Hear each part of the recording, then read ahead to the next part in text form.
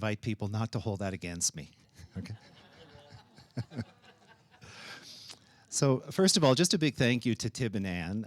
It's phenomenal the work that Tib and Ann have done over the years. The effort that goes into drawing together people and organizing conferences like this is really, it's a hard labor, but it's a labor of love. And I know that they put their heart and soul into it.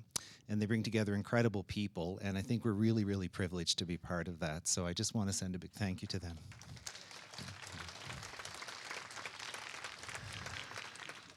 And the whole group of people who are volunteers and work so hard to make everything work, but not least of all, certainly you. So thank you very much for being present, and it's really my privilege to present to you guys today. It really is. So let's jump right into it. So we're going to start to talk today a little bit about the Ascension and how this ties into the paradigm of healing that we're talking about these days. And when you ask about the Ascension, the question often rises, what's fundamentally changing through this process of Ascension? The Ascension is really a spiritual process, and it involves an ascension of consciousness. And it really is a process of consciousness growth and development. But it's also an energetic shift or change that's taking place, both within the human being and in the planet, and in fact in the entire galaxy. It's really a pan-galactic process, if you will.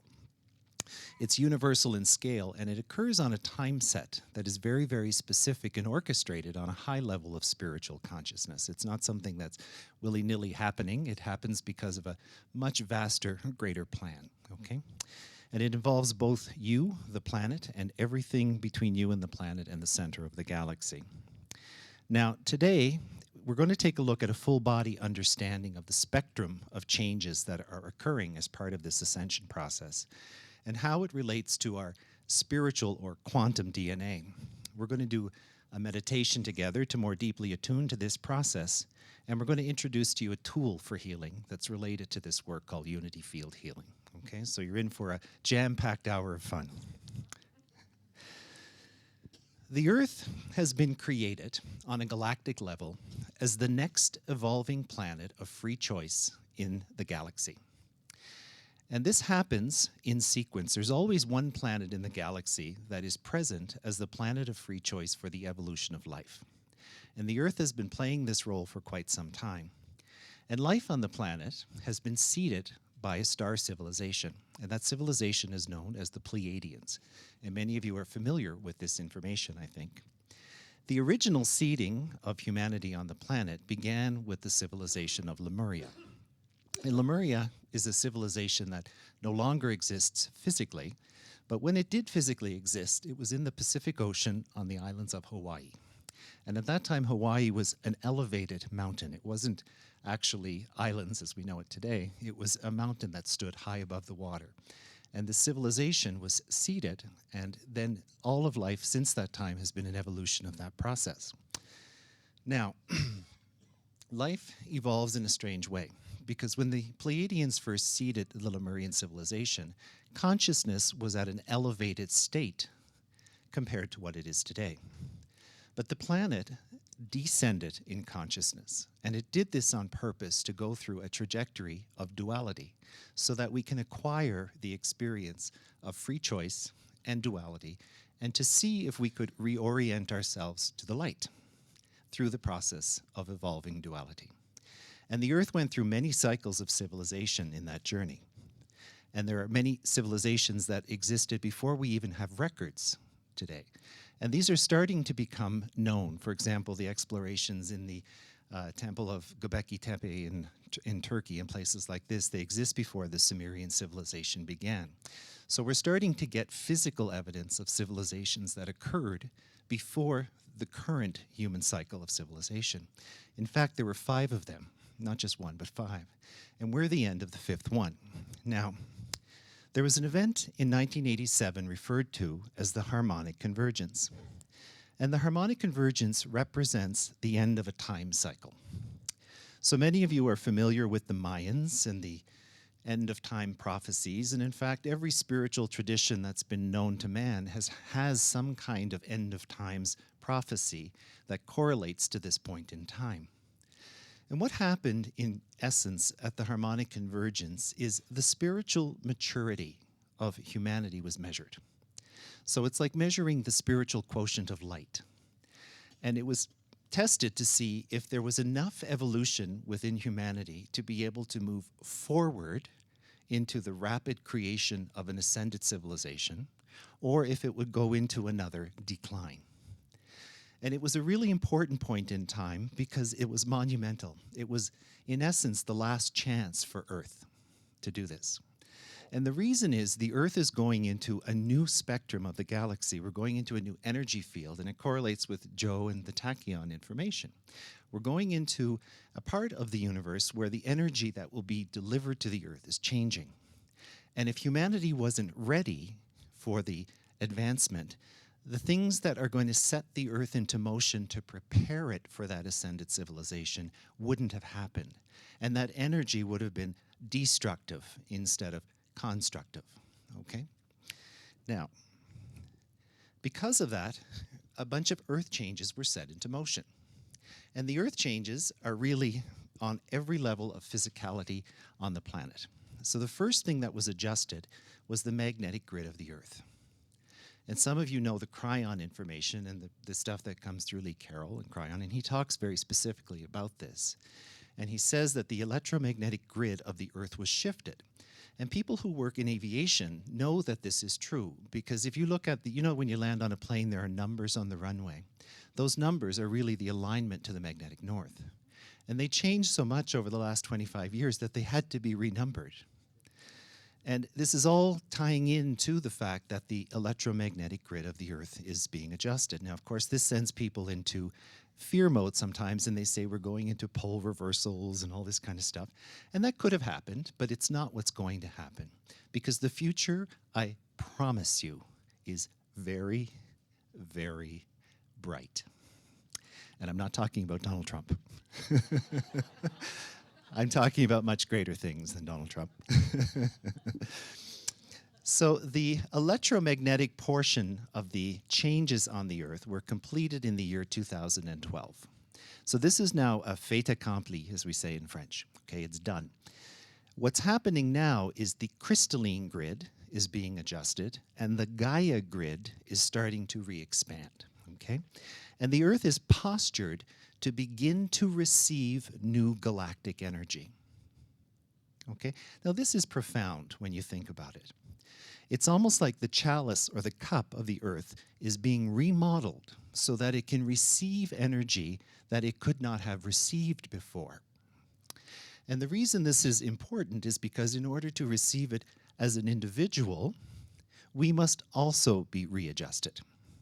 So we go through an energy realignment just as the planet goes through an energy realignment, okay? The crystalline grid is the grid of the planet that stores information. And the crystalline grid explains phenomena like if you ever gone to a part of the world where there was some kind of a tragedy, and you walk into the energy and you're a sensitive kind of a person, you can actually feel the pain and the anguish and all of the difficult things that happened in that place and time. Because the memory of that is stored in the crystalline structure of this grid. Now, this grid is being reformatted. And there are nodes and nulls that are part of the grid that are starting to open. And they're going to open up a structure that is much more strongly supportive of an ascended way of thinking than a duality way of thinking. And this is why, no matter what humans think right now, the Earth is really going to change for the good. Okay? 7 of these 12 nodes have been activated, and 5 of them remain to be activated. And that's kind of where we're at in the process. The last one to be activated was New Zealand. And about 2 weeks later, of course, there was a big earthquake there. The one prior to that was in Arkansas. And this group has a very strong affinity to Arkansas and the quartz content in the earth in Arkansas. And some of my most profound revelations have happened at EarthKeeper events in Arkansas. And I'll share some of those with you a little bit later, and in the company of Max, nonetheless. And when I went to an event in June of this year for this activation, the word that was given to me to describe this node was the Diamond Mother Template. And that's a very profound title, I think, because we all are very aware of how the divine feminine is returning to the planet to balance the imbalance of masculine force and control and all the different things that we are aware of as being the past. And as this grid or this template opens, this node opens, what it provides is the structure, the energetic structure on which new things can be founded. So it's a foundational template. But as a mother, it also nurtures or feeds energy to these creations. So it kind of forms the foundation for the New Jerusalem, if you will, or the planet that we're building. Okay. The Gaia grid is also changing, and many of us are aware of the planet as a living being, a conscious being. And there are elemental forces that are part of her matrix, the sacred elements, the earth, fire, air, water, and ether.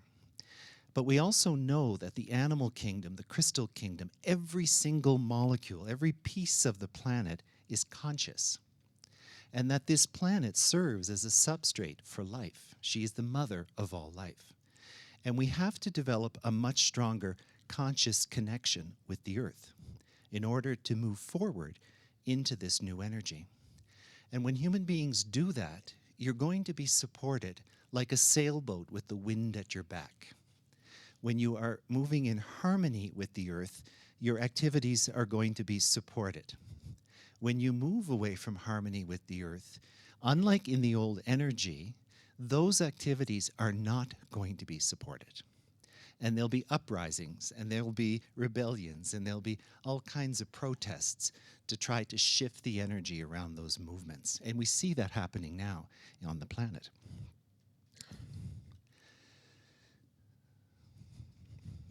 Now, on a planetary level, all of these grids are shifting. But on a human level, what's shifting is the energy of you. And what that means is the quantum field of energy that is part of your structure is changing. And its ability to communicate with your physical or human body is changing. So it's opening, and we're losing the restrictions that would keep the light that could flow in that quantum field away back into our reach. So people describe that as DNA activation, or, I mean, I've heard everything described from 12 strands to 24 strands to you name it. But the way I see it is it's a field of energy. And what it represents is the quantum field of energy that contains your entire spiritual potential. So your soul, your higher self, your divine origin, your connection to the Godhead itself is through the quantum field of energy that is your DNA. And it's not a physical DNA. It's not the two double helix structure that we see in physical terms. It's the quantum field of energy that is interfacing with that molecule. And when we see beings like avatar beings, like Christ and Buddha and all the people who've walked, the earth, these people have, or these beings have had a much vaster open quantum field of energy. They had a higher communication with their own spiritual origin. So they were capable of doing things that were miraculous to the everyday human being. But that's the potential that's opening for humanity.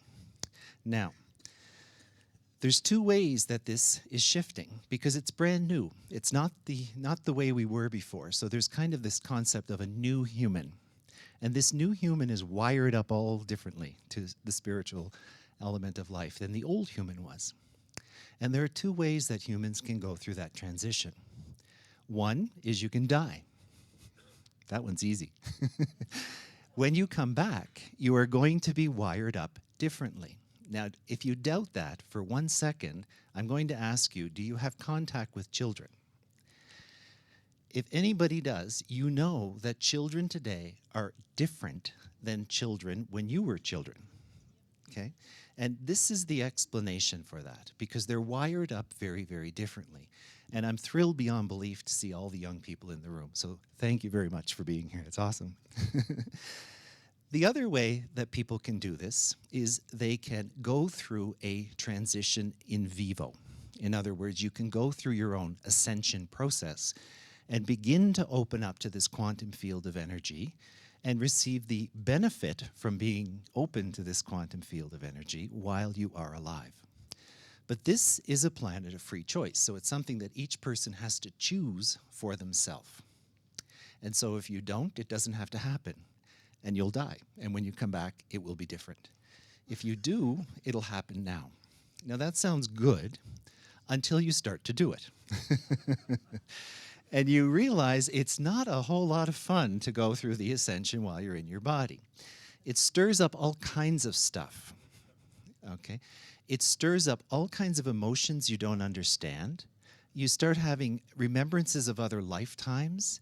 You start having this bleed in of energy from your quantum field that you don't really know where it's coming from. You feel differently, you don't know why. You get aches and pains. The food you used to eat, you can't eat it anymore, so on and so forth. And all of this is because the energy that you are interfacing with at your DNA level is changing. And all of those things settle down with time. So you just kind of have to bear with it and listen intuitively to the information that you know is right for you and follow it. So for example, if you're eating in a certain way and when you eat it you feel like dud, then you think I maybe have to change my diet. There isn't one diet that's right for everybody. And you can't go around saying everybody must be a vegetarian to go through ascension. That's not true. You have to listen to your own body and feed it what it needs for vitality. And that will depend on your own Akashic history.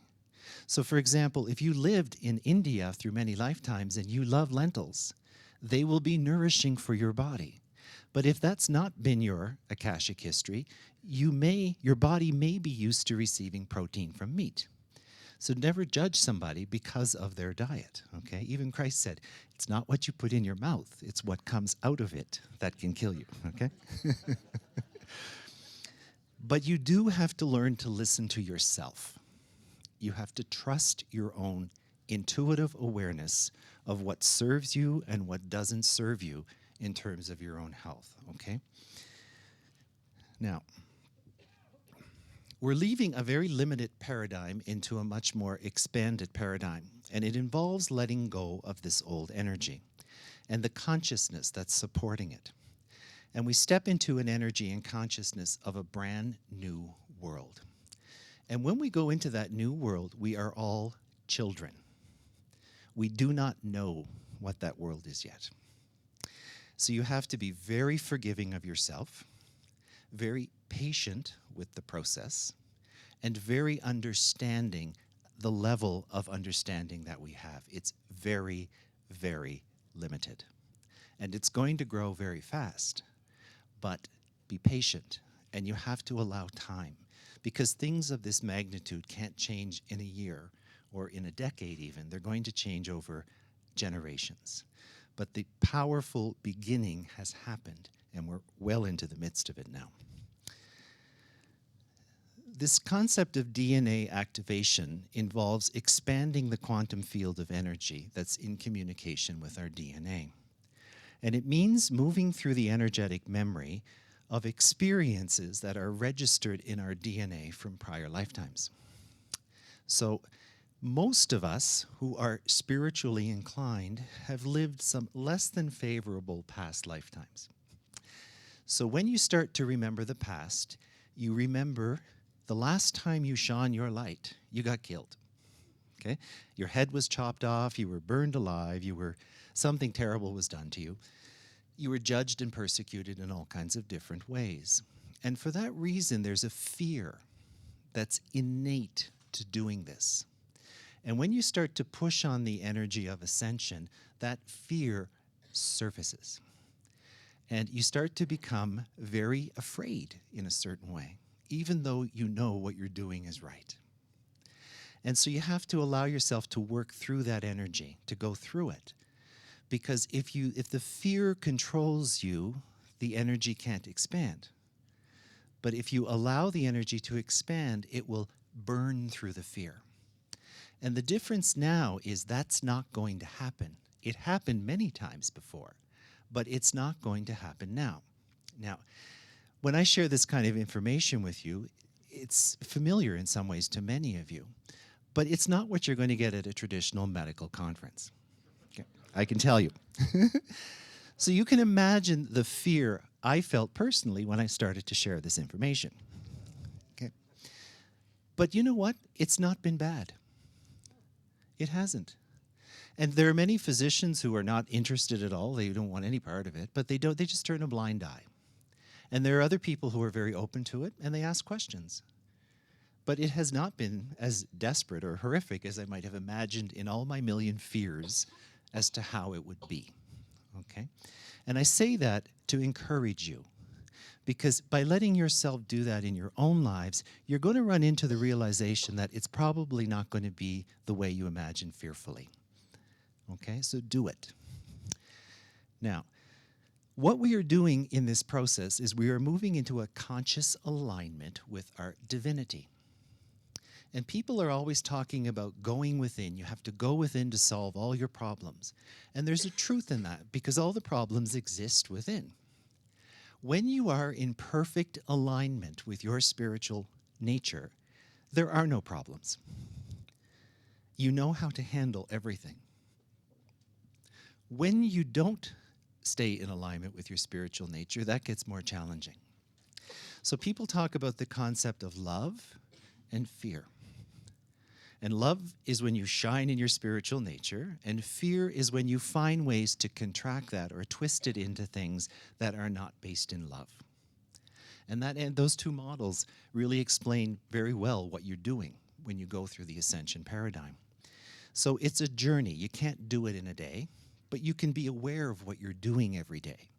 And then you can always take the next step in your process to go to the next level of vibration, if you will, and to learn to do the things that support you in your own ascending vibration. Okay? So what do we access? Well, we start to become aware that our higher self is not a concept. It's actually from where you come. And the part of you that knows all your lifetimes is not your personality today. So if you've ever had the experience of remembering another lifetime, you're not remembering that. You're being shown that. But the part of you that is showing you that is your higher self. Because your higher self has the memory of all your lifetimes, not just the one you're currently engaged in. So you start to develop a conscious relationship, an identity. It's an integration. Your higher self becomes you, and you step into that expanded state of awareness. You realize that you originate from the divine. You don't look for God in a church or in nature or anywhere.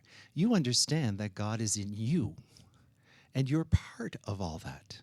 You're part of nature. You're one with nature. But God is in you, and that power, when it's in you, can do anything. And that's why it becomes such a powerful transition, because you make access with the true thing that can actually fix the bobos. It can heal anything because it's inside. Now, you also become aware of the unity of things. You realize that the way I treat you is a reflection of how I see me. The way I speak to you is a reflection of the way I speak to myself. The way I am about everything is a reflection of me. And when I hurt something outside of me, I cannot not suffer. Okay? So you start to become aware of the interdependence, for lack of a better word, or the interrelationship between things. And we're all part of a collective unity. And that includes nature and the planet and the animals and everything else. Now, it awakens an avatar type of a consciousness. So you become aware of this cycle of light and dark that we're living on the planet, but you also become aware of an avatar level consciousness, or a Christ type consciousness, because you realize that everything in this world is set up to be a certain way because that was the nature of this world. But when you go above it, you learn to be in the world, but not of the world. So you can see the world for what it is, but you don't get ensnared in it in the same way. And your role becomes one of witness and blessing.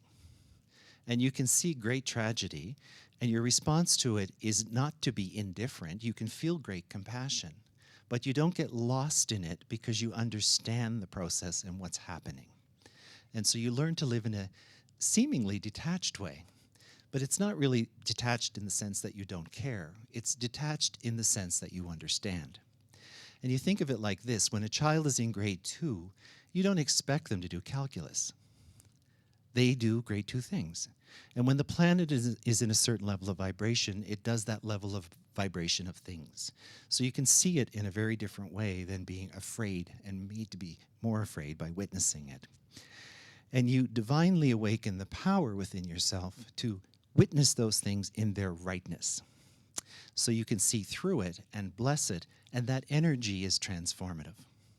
So when you see chaos, you can send light. You can send healing and love. You don't have to direct it in a specific way. You send the vibration, you send the energy of that power, and it is wise enough to know where to go and what to do to fix things. You see? Okay. Now, I want to just talk a little bit about a shamanic vision I had that explained to me the mechanics of incarnation. And the way this happened was there's a whole part of this vision that I'm leaving out, but basically, I went for a past life regression, and I couldn't really go into a lifetime. And I kept going into this place where the regressionist was asking me, well, what are you doing? And I said, well, I'm planning my next incarnation. And I came down to the earth, and I was looking over the earth, and I was assessing it as if I was trying to figure out where I was going to go and how I was going to set up my next life. And I stayed there for a while, and he kept saying, well, what are you doing now? And I said, I'm planning my next incarnation. And if you've ever done a regression, you know they often direct you to look at your feet and to start to move into that memory. And he kept trying to do this, but there was nowhere I could go. I just kept telling him the same thing over and over. And the next thing after I visited the earth is I went back into a state of consciousness where I didn't have a body at all. And I was looking into this courtyard. And in the middle of the courtyard, there was like a field, and then there were rows of doors, like in a hotel, like in this hotel, in fact, where the doors all look over the central part of the gallery. And behind each door, I intuitively knew it was a lifetime experience. And if I opened a door and went in, it would be like going into a lifetime. But instead, what happened was this octahedron structure of light descended down into the middle of the courtyard. And then it just sat there for a little while, and that's what you kind of see depicted here. And then all of a sudden, energy started to stream out of the different doorways. And it was the little octahedron was being filled with energy and information that came from different incarnational experiences. So I knew that I was blending together the knowledge or the information I needed for the lifetime that I had just planned on the earth. Okay? So the energy flowed and flowed and flowed, and it seemed to go on for a very long time. And then all of a sudden, boop, it was done. And so the little crystal sat there, and the next thing that happened was, like on Star Trek, you know, when you see the ship go into hyperspace, and it goes, whoosh, and you see the stars flying by. It was like the little crystal went through a wormhole of some kind, and I could see all this energy passing me, and then I ended up knowing that this little pyramid integrated into a crystal. And this crystal was on the earth. And Cryon in his information talks about the crystal cave of creation. And he says there is a crystal cave. You'll never find it. It's in a very safe place. But in it, there's a crystal for every person who is, has, or will ever be part of the human story. And so you have a crystal, and it stores your comings and goings. It stores the information from all of your lifetimes as you come and go back to the earth. The next thing that happened was the imagery appeared, but it was encasing a fetus. And I realized from the vision what it was trying to communicate was that this information comes and merges with a fetus that has been made as part of a family. And that information will be with that child, and it will serve them in their lifetime. And this is how we all began. This is how what each of us did to come here. You understand? Now, the next thing that happened was I was starting to be shown changes that are happening in the new energy. And the way this happened was I saw a crystalline staircase. And as I looked at it, I thought, well, that's interesting. And I remember very clearly that my perspective was